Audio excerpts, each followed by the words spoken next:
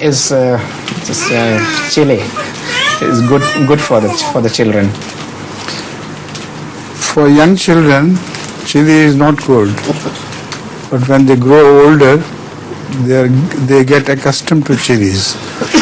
Chilies, in fact, create a resistance in the intestines against bad things.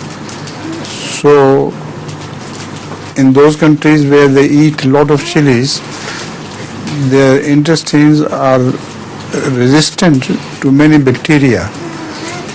So, chilies are not bad altogether. They can be excellent for building the resistance against the germs. Right?